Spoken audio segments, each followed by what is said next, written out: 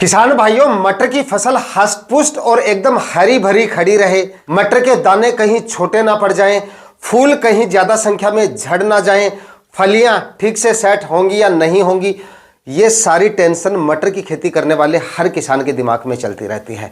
लेकिन चिंता मत कीजिए, आज इस वीडियो में मैं आपको कुछ ऐसे आसान तरीके और कुछ ऐसी खाद उर्वरकों के बारे में जानकारी देने वाला हूं जिनको अगर आप मटर की सही अवस्थाओं में अप्लाई कर देंगे तो उसके बाद आप देखेंगे ना सिर्फ आपके मटर के प्लांट गबरू बन के खड़े रहेंगे, बल्कि फूलों की संख्या भी आपको 2 से 3 गुना ज्यादा देखने को मिलेगी, फलियां भी आपको 2 से 3 गुना ज्यादा देखने को मिलेगी, मटर के दाने की साइज भी आपको काफी अच्छी मिलेगी और उत्पादन आपके मटर का जो है वो आपको 2 से 3 गुना तक, आज तक आप जितना मटर से उत्पादन लेते आए हैं उससे 1.5 या 2 गुना तक एक्स्ट्रा उत्पादन आप मटर की फसल से ले सकते हैं।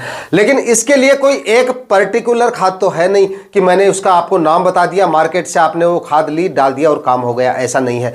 बल्कि मटर की अलग अलग अवस्थाओं में अलग अलग खाद उर्वरकों का आपको डालना पड़ेगा, तब जाके आप मटर की फसल से 2 से 3 गुना तक उत्पादन को बढ़ा सकते हैं। इन सभी खाद उर्वरकों के बारे में ये सारी जानकारियां आज इस वीडियो में आपके साथ शेयर करने वाला हूं। वीडियो पे लास्ट तक आपको बने रहना है ताकि मटर की खेती के बारे में ये सारी जानकारियां आपको मिल सके। वीडियो अगर आपके लिए इंफॉर्मेटिव रहे तो इस वीडियो को लाइक और शेयर जरूर कर दीजिएगा।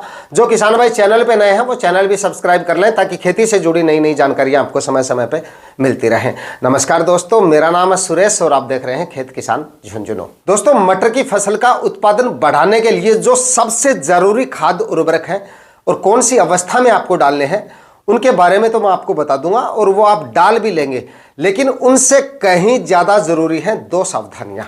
अगर वो 2 सावधानियां आप नहीं रखेंगे तो आप चाहे कोई भी खाद उर्वरक महंगी से महंगी खाद लाके डाल दीजिएगा, कितनी भी सही अवस्था में डाल दीजिएगा, प्रॉपर रिजल्ट आपको नहीं मिल पाएगा, क्योंकि उससे पहले ही आप अपनी फसल को खराब कर लेंगे।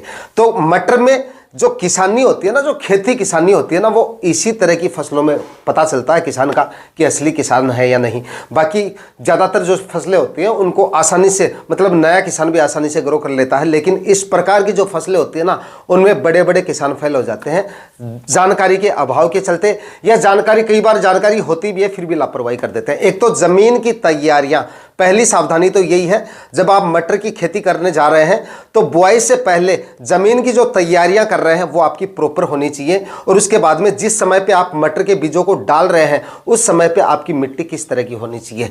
अगर उस समय पे आपकी जमीन की तैयारियां प्रॉपर नहीं है या फिर आपने पलवा किया है और नमी काफी ज्यादा है मिट्टी के अंदर, ऐसी अवस्था में भी अगर आप मटर के बीजों की बुआई करते हैं तब भी आपके प्लांट ज्यादा सर्वाइव नहीं कर पाएंगे, क्योंकि दोस्तों मटर की फसल में जड़ से संबंधित बीमारियां सबसे ज्यादा देखी जाती हैं और उसी के कारण हमारा उत्पादन सबसे ज्यादा प्रभावित हो जाता है। तो अगर इस प्रकार की बीमारियां आ जाएंगी तो फिर हमारी जो खाद उर्वरक है वो कोई काम के नहीं रहने वाले। कुछ भी आप डाल देना, रिजल्ट कहां से मिलेगा, खेती खाली हो जाएगा हमारा। जितने प्लांट हमने 1 एकड़ में या 1 बीघा में जितने प्लांट लगाए हैं उनमें से प्लांट उतने जितने लगाए हैं वो बचेंगे ही नहीं, तो उत्पादन कहां से मिलेगा।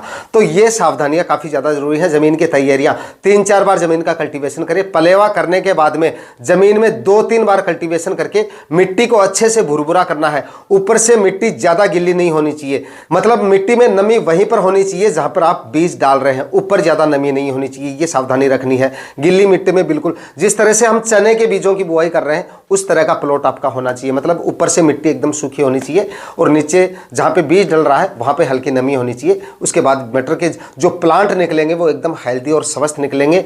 निकलने की जो समस्या आती है ना प्लांट में, वो आपको देखने को नहीं मिलेगी। उसके बाद में दूसरी सावधानी, किसान भाई कहां पे मार खाते हैं, सिंचाई में।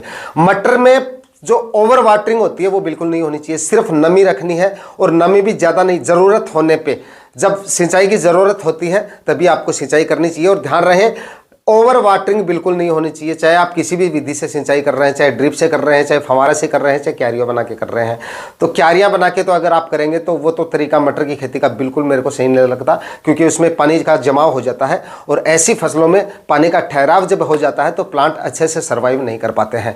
तो जल भराव नहीं होना चाहिए। पहली सिंचाई में कम से कम 20-25 या महीने भर का डिले होना चाहिए। बाकी थोड़ा सा आपकी सीजन पे डिपेंड कर रहा है। अगर थोड़ा मौसम ठंडा है तो समय आप ज्यादा भी निकाल सकते हैं। मौसम अगर अनुकूल है तो फूल आने तक आपको पहली सिंचाई अवॉइड करनी चाहिए। फूल जब ऐसा लगे कि अब फूलों की अवस्था में प्लांट आने वाले हैं तब आपको पहली सिंचाई करनी चाहिए। और उसके बाद भी एक शेड्यूल बना के और ज़रूरत के हिसाब से ही मटर में सिंचाई करनी चाहिए। ज़्यादा सिंचाई की भी आवश्यकता नहीं होती है मटर की फसल में, और ओवर वाटरिंग तो बिल्कुल नहीं होनी चाहिए। ये सावधानियां रखनी है। अब बात करते हैं जरूरी खाद उर्वरकों की और कौन सी अवस्था में डालने हैं। सबसे पहले तो बुआई से पहले डाले जाने वाले खाद उर्वरकों के बारे में बात करेंगे। तो इसमें गोबर की खाद जरूरी है, गोबर की खाद आप डालिए। रासायनिक खाद उर्वरक जितने कम डालेंगे और आपके जो ऑर्गेनिक मैटर जितना आप ज़्यादा रखेंगे उतने ही अच्छे से फसल चलेगी। तो सड़ी हुई गोबर की खाद होनी चाहिए, कच्ची खाद बिल्कुल नहीं होनी चाहिए।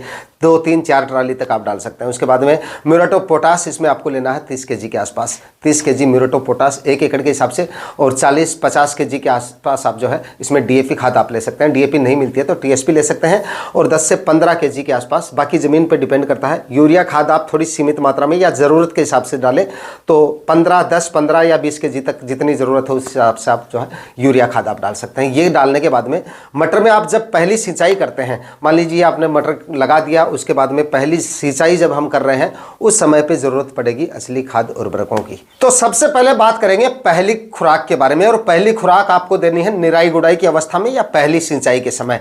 उस समय पे आपको यहाँ पे यूरिया खाद का इस्तेमाल करना है, नाइट्रोजन की थोड़ी सी पूर्ति करनी है। और ध्यान रखें इसमें जो मटर या इस प्रकार की जो फसलें होती हैं इनमें यूरिया खादों का इस्तेमाल सीमित मात्रा में करना चाहिए और ज़रूरत के हिसाब से आपको करना चाहिए।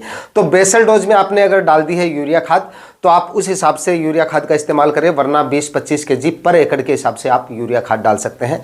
ये जो आप जब आप पहली सिंचाई कर रहे हैं ये डालिए। उसके बाद में जब आपकी फसल फूल की स्टेज में आने वाली होती है उससे पहले आपको देना है जी कैल्शियम नाइट्रेट और बोरोन। ये बहुत ज़रूरी होता है इस अवस्था में। इससे क्या होगा, प्लांट की जड़ों का विकास होगा, प्लांट आपके अच्छे से चलेंगे, वनस्पतिक विकास भी इससे बढ़ता है क्योंकि इसमें भी नाइट्रोजन की मात्रा होती है, कैल्शियम नाइट्रेट जो मैंने आपको बताया है।